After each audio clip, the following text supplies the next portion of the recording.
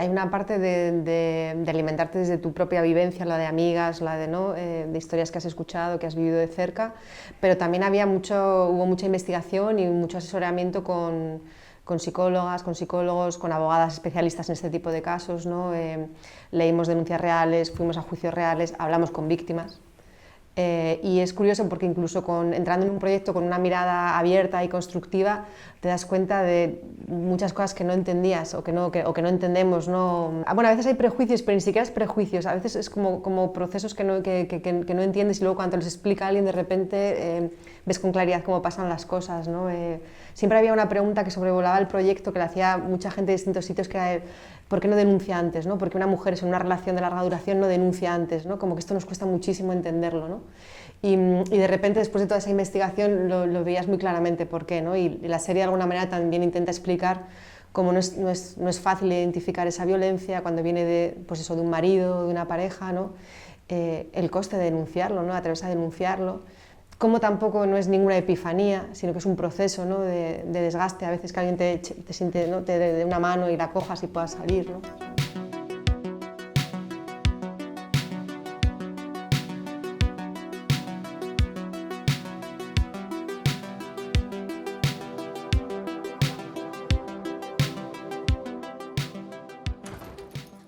¿Cómo se llama él? Íñigo Gorosmendi. ¿Sabe que estás aquí? No.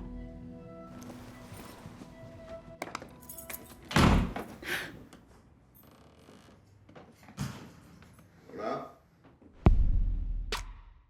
Esa es también una de las magias, yo creo, del cine, de que ellos, trabajando cosas muy internas y muy íntimas y muy dentro, pones la cámara y de repente empiezas a entender lo invisible y lo invisible te toca como espectador, ¿no? Y el miedo es invisible y ese miedo estaba ahí y esa tensión y también ese dolor, ¿no? Y esa angustia, sí, muchas veces.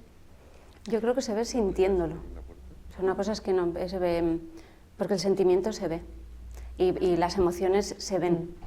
Entonces, cuando pasa, cuando tú ves que los que están jugando, los personajes les pasan, si le pasa una cosa, a ver si les pasan 5 y dicen otra cosa, eso al final llega y se ve. ¡Taxi! ¿Qué pasa? He denunciado a tu aita en un comisario. ¿Por?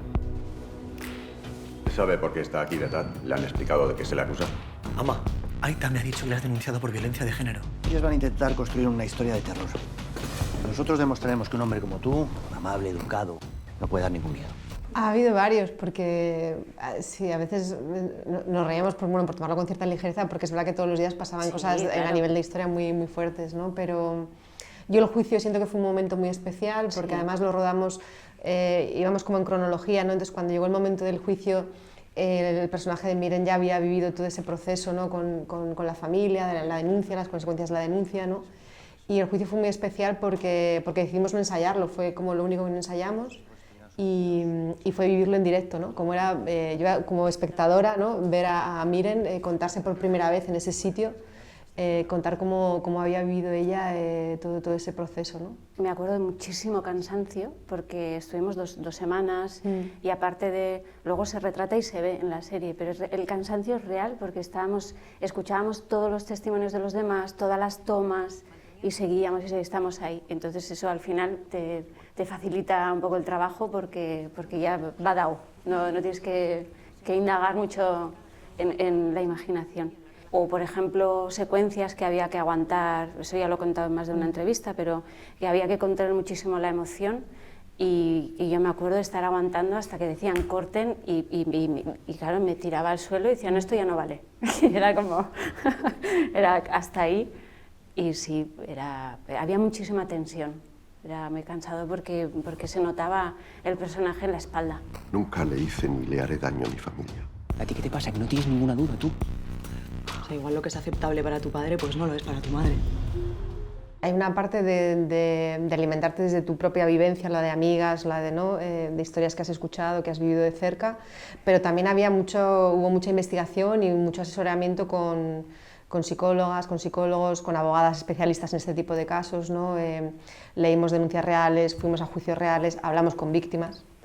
Y es curioso porque incluso entrando en un proyecto con una mirada abierta y constructiva, te das cuenta de muchas cosas que no entendías o que no entendemos, ¿no? Bueno, a veces hay prejuicios, pero ni siquiera es prejuicios, a veces es como procesos que no entiendes y luego cuando los explica alguien de repente ves con claridad cómo pasan las cosas, ¿no? Siempre había una pregunta que sobrevolaba el proyecto que le hacía mucha gente de distintos sitios, que era ¿por qué no denuncia antes? ¿No? ¿Por qué una mujer en una relación de larga duración no denuncia antes? ¿No? Como que esto nos cuesta muchísimo entenderlo, ¿no? Y de repente, después de toda esa investigación, lo veías muy claramente por qué, ¿no? Y la serie de alguna manera también intenta explicar cómo no es fácil identificar esa violencia cuando viene de un marido, de una pareja, ¿no? El coste de denunciarlo, ¿no? Atreverse a denunciarlo. Como tampoco no es ninguna epifanía, sino que es un proceso, ¿no? de desgaste, a veces que alguien te siente, ¿no? te dé una mano y la cojas y puedas salir, ¿no? Me he pasado 30 años fingiendo. No hay nada más doloroso que sentir que los tuyos no te protegen. No es fácil aceptar que tu marido te maltrata. Quizás era una pareja infeliz, pero no es un delito. Bueno, es parte del juego, el juego de los títulos. Nosotros nos dimos cuenta desde el principio que al final siempre estábamos cuestionando como los grandes conceptos sobre los que estábamos escribiendo la serie, ¿no? Como qué es juzgar realmente, desde dónde juzgamos y también qué es perder, ¿no? En el último episodio pensamos mucho sobre el tema de la reparación, ¿no? ¿Dónde está la reparación? ¿Está en una sentencia judicial? ¿Está en la familia? ¿Está en un viaje contigo misma? ¿No? Intentábamos explorar esto, ¿no? Y en ese sentido yo sí que creo que Miren Torres puede tener futuro, Claro. puede tenerlo, sí. No puedo reconocer algo que no he hecho. ¿Entiende por qué su madre ha denunciado a su padre?